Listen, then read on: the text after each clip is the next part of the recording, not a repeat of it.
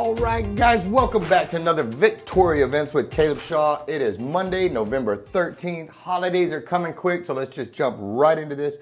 Young lady, welcome back. We always love to have you on the show, but for those that don't know who you are, please introduce yourself and let them know who you are here with. Absolutely. My name is Mellisa Flores, and I am the owner of the bakery coffee shop Blume Flour, located in downtown Victoria off of Liberty Street. Outstanding. I didn't even realize till right now that we're kind of doing a downtown episode today. Oh, All of really? our guests are downtown, That's and awesome. so this is awesome. Blume Flour, big fans of you guys. Thank you. Just to recap real quick, you guys had a little fire a while back. Yeah. Have you fully recovered? Everything going good? Fully recovered. Everything's good. Everyone loves the new layout of the store, our new case, and customers have just been overwhelming with their love and support of us. I was going to say, community came through on that one. They were so big much. fans of you guys, Yes. and so that's awesome. And as usual, you were finding a way to take in that energy, flip it back, and return it to 100%. the community. And so you've got an event coming up that we wanted to talk about. Let's get right into that. So Blume Flour is hosting their first annual Harvest Festival. A harvest is supposed to be the time of year where you come together as your family and you're thankful for all of the things that you've been blessed with throughout the year. We have so much to be grateful for and thankful for this year. And so by this Harvest Festival, my hope is that we can give a little back to our community, but not just Blume Flour, the community as a whole. We can come together and take care of our neighbors that may be a little bit less fortunate than us this holiday season. Mm-hmm. And so the event that we're having will, right now we have over 30 vendors that are signed up. We have Liberty Street blocked off from Goodwin to Forest. And my hope is that when people come, they'll get to have some fun with their family, experience some like State Fair vibes. We're going to have Chopping Block there. Big fans of them. Yeah, likewise. Yeah. Big So we'll fan. have Chopping Block there. Their truck is going to be set up. And we're going to have fair food, games, all that kind of stuff. So when you say 30 vendors, you mean there's going to be 30 different businesses 30 from around this different community all out there? What if I have a business, but times are a little bit hard right now. I would love to come out and rent a booth to do this, but I'm behind right now and I just don't have extra money to buy a sponsorship to come out and put my table. Absolutely. How could I still maybe show up? 100%. So the cool thing about this is it's really passionate on my heart that we help as many small businesses as we can this holiday season. So our vendor fees, there is none for this event. It's a free event for our vendors. It's a 10 by 10 booth space. If you need more than that, like if you're a food truck or something, we can accommodate it. We still have room for about 15 vendors, but it's free. It's here to help you. It's here to help your business and support your business. We are marketing on our business page and event page, and I'm doing a shout out for each business that's signed up and that is being with us. There's also a couple of nonprofits that will be there. So it's going to be just a great community event. And that's not even mentioning the networking that can go on with all these different vendors out there, talking to each other, sharpening each other, swapping ideas, all that good stuff. And I love that you're making that free to vendors because I know that there's a lot of small businesses right now that are struggling and they'd love to get out there and be a part of this and give back. And they just can't. So thank you for making that free for vendors. And before we loop back around and get some more stuff, if I am a vendor and I want to get one of these booths, what's the best way to reach out to you to make that happen? So they can reach us on Messenger right now through Facebook or Instagram. And what we'll do is we'll send them the sign-up form. We have a digital sign-up form that they'll fill out some information, just agree to the terms that they're going to be a vendor, they're going to show up. And they submit that form and they're ready to go. Good deal. So we'll be also sending out any of the vendors that sign up during this week. We'll be sending out information on setup times, what number they're going to be. Everyone's going to have a designated spot, all that good stuff. So. Wonderful. And again, the main goal is to try to raise goods to get back to who again? To our community, to VCAM. My neighbors over at the shop are VCAM. They're historically known for taking care of our homeless community here in Victoria. They make sure that they have food that lasts them 24 hours. They're open Monday through Friday, and then on the weekends they'll give extra food to those individuals that come in. And so my hope is that they're not going to have to stress about feeding families for the holiday season. Help them stock up beforehand. Yeah, we can help them stock up. Anybody that brings a donated item will in turn get tickets to be able to play the games at the fair, at the festival. And if you want to come in and buy a ham or a turkey, you'll be able to get 100 tickets to go out and play the games too. And what's cool is that ticket that you fill out and write your name on, we're going to just go buy the ham and turkey for you, but your name is going to be on there. Oh, we're not taking ownership for the beautiful thing that you're doing. You're going to get recognized by us delivering it. We're just the middleman. No, that's awesome because I don't like going to grocery shopping. I'm just going to be honest, I hate it. But I could make a monetary donation to you guys, and you guys basically could do that on our behalf and make it happen. Absolutely. And it's not just us. We're just the middleman. We're just the catalyst for helping our community find ways to give back. Yes, ma'am. Well, that's my favorite part of all this is you guys keep stepping up to find ways to include everybody, to help everybody. And that's the way I like it, and that's why I always want you out here. Yeah, well, you should be. Really passionate about it. Yeah. Good. And iron, I say it all the time, iron sharpens iron, high tide raises all ships. So us taking care of each other, that's the way it's supposed to be. 100%. Less reliance on government, more reliance on each other to get through. And so, well done. Before I let you go, though, you got some stuff up here. I always want you to introduce it because we're big fans. So I brought our house beans that we have. We get our beans from Smoking Gun Coffee. They are a local roaster in Port Lavaca. Okay. Veteran-owned business. And what's really great about them is they take what they need to keep the business sustaining, but then the rest goes back to helping veterans get rehabilitated back into normal life. So great company that we're happy to be supporting, but we're the only coffee shop in Victoria that has these beans that uses them for our coffee. So this is our flavor profile, and we're very proud of it. Another business shout out is Ultimate Expression. She has all of our Blume Flour merchandise in the shop, and when you wear any of our shirts or cups from the shop, you get 10% off the next time that you come. This is helping us give back to another business as well.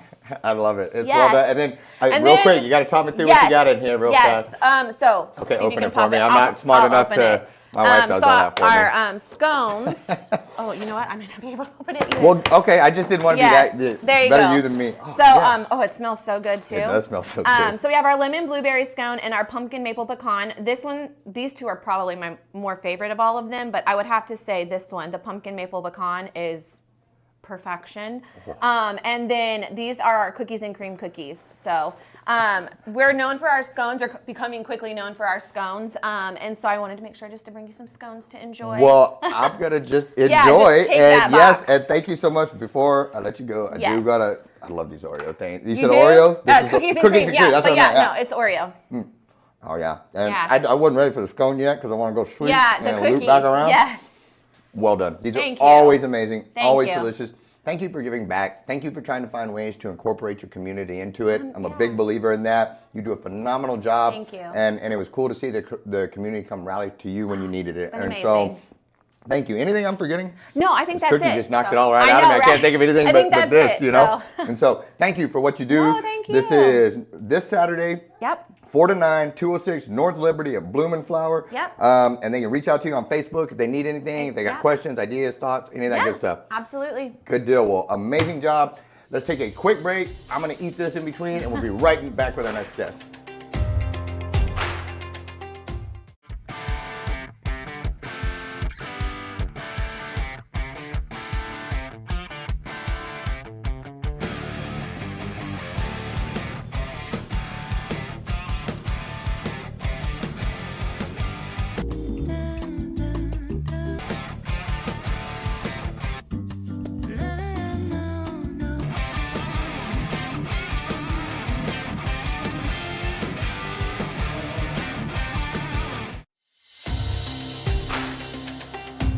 All right, guys, we are back. They need no introduction, but we're going to give them one anyway because I am big fans. But for those that don't know you, my friend, please introduce yourself and let them know who you were here with. Hello, my name is Tom Schilb, and I am the director of A Midsummer Night's Dream put on by Theatre Victoria this autumn. Outstanding. We are excited for that. I always said, so before I even let you talk, I'm going to give a big shout out to Theatre Victoria. We are big fans over here. I really appreciate what you guys do in the community, not just for entertainment purposes and keeping us entertained, but to give people an outlet that want to try theater, that want to try acting. So much of this is, it's hard to go audition and it's hard to go take a stage and perform in front of people.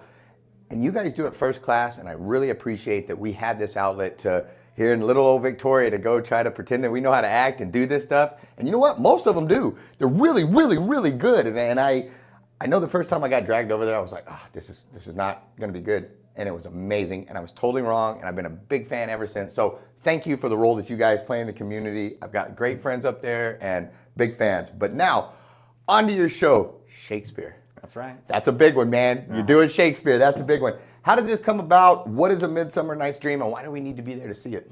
Well, the way it came about was, honestly, I had come and volunteered for a few different productions with Theatre Victoria. And I have a bachelor's degree in theater, and I was lucky enough to go to London and actually study Shakespeare. Oh, wow. Which was fantastic. It was a great time. And Midsummer Night's Dream was the first one I saw, and I've seen it several different times. So I went to Michael Tier, he's the executive director of Theatre Victoria, Yes, sir. and said, I'd really like us to do a Shakespeare play. And that was, I guess that was back in February or something. And then he called me up a few weeks later and said, so we'd really like to, Surprise. we'd like to add a Shakespeare production. So we did that. And then he said, would you like to direct it? I said, sure, I would.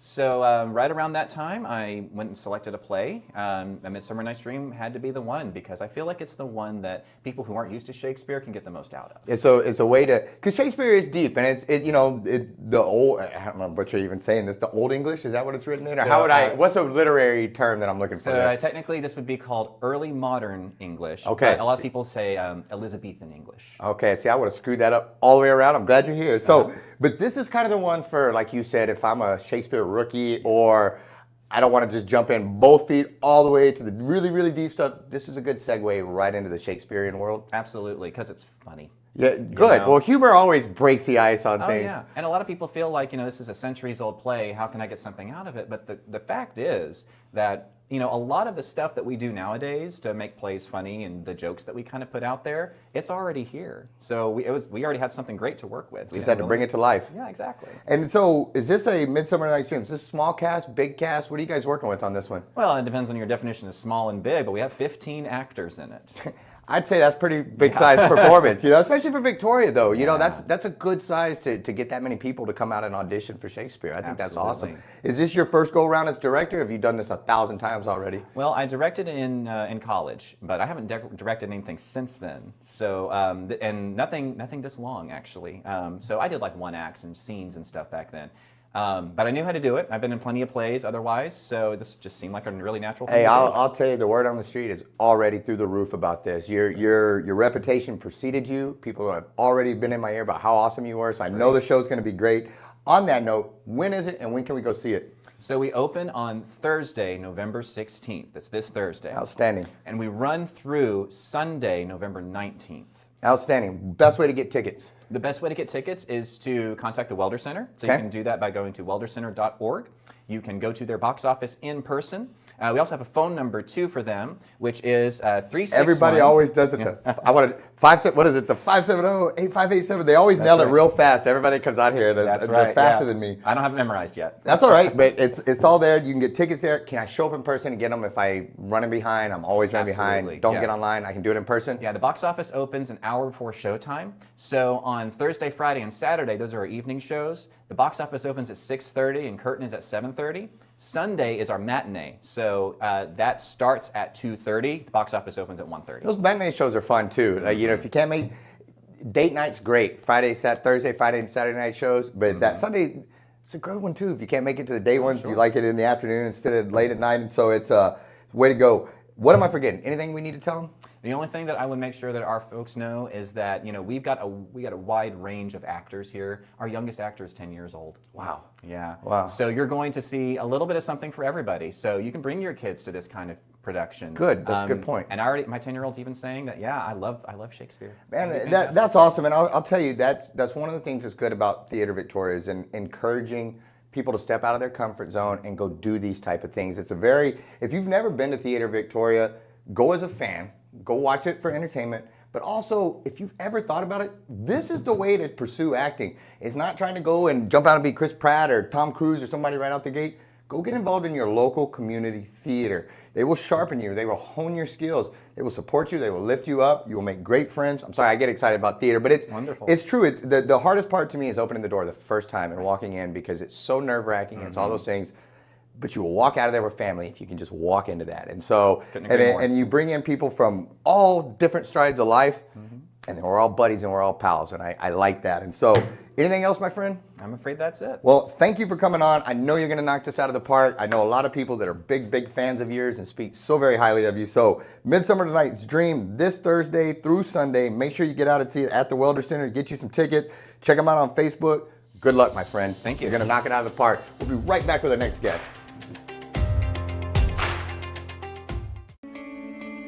Since 1932, Wallach & Volk has been closing mortgages and doing it the right way.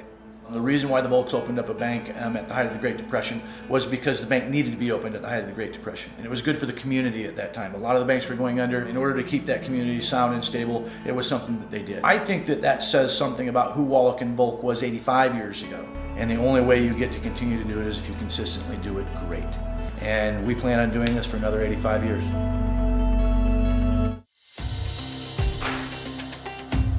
All right, gang, we are back with I can't even talk. I get so excited when you're here, I can't even talk. We are with one of my favorite people, wearing one of the many hats that she wears in this community, serving, giving back. So we're really excited to have her. And without further ado, young lady, please introduce yourself and let them know who you are here with today. See, look at all those tongue twisters I got out.